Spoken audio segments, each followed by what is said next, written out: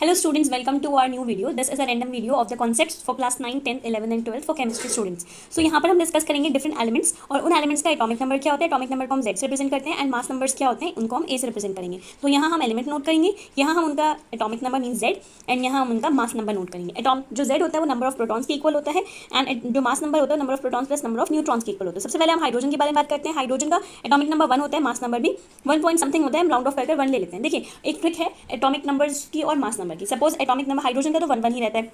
अब सपोज अगर हम हीलियम की बात करें, हीलियम का एटॉमिक नंबर 2 होता है, मास नंबर 4 होता है. तो मास नंबर एटॉमिक नंबर से जस्ट डबल होगा या डबल से 1 ज़्यादा या 0.5 ज़्यादा या 1.5 ज़्यादा ऐसे करके होता है. ओके, अब हीलियम के साथ हमारे पास हीलियम के बाद क्या आ जाता है, लिथियम. लिथियम का एटॉमिक नंबर 3 होता है but mass number just double से एक ज़्यादा, 3 2 6 6 + 1 7. तो कभी कभी ऐसा होता है कि डबल होता है, कभी डबल से 1 ज़्यादा या 1.5 या 0.5 ज़्यादा भी होता है. अब हम लिथियम के बाद बेरिलियम की बात करते हैं. बेरिलियम क्या है हमारे पास 4. ओके, 4 एटॉमिक नंबर है, इसका मास नंबर अगर हम डबल करें 4 का 8 होगा और 8 में 9 8 में 1 ऐड कर देंगे तो 9. तो इसका मास नंबर 9 होता है. आपको लर्न करना है या फिर आप ऐसे ही जैसे मैंने आपको बताया डबल और ऐसे कर वैसे भी पता कर सकते हैं आप. ओके, नाउ बेरिलियम के बाद बड़ी अप्रोप्रिएट मेथड नहीं है, मतलब आपको एक्यूरेट वैल्यूज हर बार नहीं होगा ना, हर बार हर किसी का डबल भी नहीं होगा. जैसे आप हाइड्रोजन में देख रहे हैं तो डबल तो नहीं है, जस्ट जो मास नंबर है वही एटॉमिक नंबर है. अब बोरॉन की बात करते हैं. बोरॉन का एटॉमिक नंबर होता है 5 और मास नंबर 11 होता है. इसमें भी वही डबल करके एक ज़्यादा. उसके बाद बोरॉन के बाद हमारे पास कार्बन आता है. कार्बन का जो होता है हमारे पास 6 होता है एटॉमिक नंबर.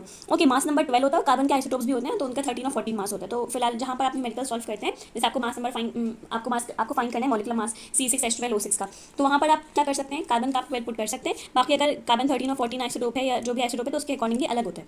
अब कार्बन के बाद हमारे पास आ जाता है ऑक्सीजन. कार्बन के साथ नाइट्रोजन आता है. नाइट्रोजन का 7 होता है, 7 का 10 डबल करेंगे 14 होगा, तो 14 जो होगा मास नंबर होगा नाइट्रोजन का. ऑक्सीजन आ जाता है, ऑक्सीजन का 8 होता है, 10 डबल कीजिए 16 हो गया मास नंबर. ओके, अब ऑक्सीजन के बाद हम नेक्स्ट डिस्कस करते हैं फ्लोरीन. फ्लोरीन का कितना होता है, 9 होता है एटॉमिक नंबर और इसका मास नंबर 19 होता है. जस्ट डबल से 1 ज़्यादा, 9 2 से 18 19 से 1 ज़्यादा दैट इज 19. नियॉन का एटॉमिक नंबर 10 होता है एंड मास नंबर 20 होता है. ओके, अब आ जाते हैं सोडियम. सोडियम का क्या होता है, 11 होता है एंड जो उसका मास नंबर होता है सोडियम का वो होता है 23. 11 2 से 22 और 22 से एक नंबर ज़्यादा. उसके बाद हम डिस्कस करते हैं मैग्नीशियम. मैग्नीशियम का होता है atomic number 12 and atomic number 12 होता है. अब आप इसका जस्ट डबल कर दीजिए तो 24 मास नंबर हो गया. एल्यूमिनियम का कितना होता है, 13 होता है. ओके, 13 का जस्ट डबल कीजिए और डबल में 1 ऐड कर दीजिए, 32 से 26 एंड 26 + 1 27. ऐसे सिलिकॉन काम करेंगे. सिलिकॉन का क्या होगा हमारे पास, एटॉमिक नंबर 14 होगा और मास नंबर इसका जस्ट डबल 14 2 28. ओके, ना उसके बाद फॉस्फोरस पर आते हैं. फॉस्फोरस का सिंबल P होता है, एटॉमिक नंबर 15 होगा and mass number just double से 1 ज़्यादा दैट मींस 31.